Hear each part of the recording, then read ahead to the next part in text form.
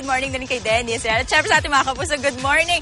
Ayan, tamang-tama yung sinabi nyo dahil ngayon ay ongoing ang kanilang shoe or sapatos festival. Dito lang yan mismo sa tapat ng kanilang City Hall. At kita nyo naman talagang napakaraming choices. At syempre, merong mga totoong leather dyan at meron din namang synthetic leather. At tulad yan ang sinabi niya, meron ako special host today. Julian, good morning! Hi, good morning! Good morning, everyone. Ano, grabe, nag-ikot ako kanina. Ang dami ko nakita mga magandang designs.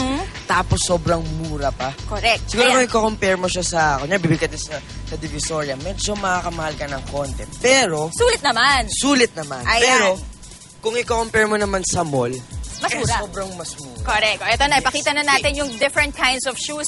So, like I said kanina, merong totoo at merong synthetic. Akin tong totoo muna, Julian. So, itong totoong leather po, gawa sa cowhide yung kanyang cover. Samantalang yung loob, gawa naman daw sa pig skin. Umaabot po ng 10 years ang lifespan yan. Akala mo napakatagal. At talagang malambot po yan. Although, medyo mas malukot nga yung kanyang texture. Pero okay lang yan kasi 10 years naman, so sulit na sulit siya. So, like you said, mas mura dito kesa sa mall kasi yung pang kinder sa mall, 800 pesos po. Pero dito, 500 pesos lamang mga kapuso.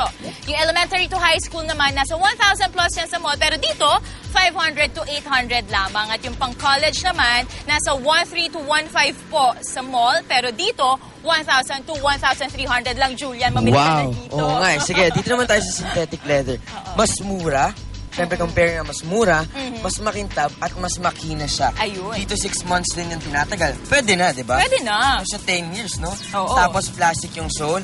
Tapos, kung compare naman natin sa mall and sa Marikina, yung sa mall, 400 yung para sa kinders. Alright. And yung sa Marikina naman, 150. So, ang laki. Malaki. Sobrang laki. Sa elementary naman, 600. Tapos dito sa Marikina, 330 to 350. Correct. Sa mall naman, for high school, 800. Sa Marikina, 350 to 450. And for college naman, 800 to 100 sa mall, 675 to 950 naman sa Marikina. Ay, naku, malaki Sobrang talaga ang mura. mamimenos. Ano, tamang-tama yan sa mga nagla-last minute shopping natin, mga kapuso. Pero bago tayo mag-shopping, batiin muna natin si Rhea Santos. Happy birthday, Rhea, from us and Arn Yes, Rhea, happy birthday!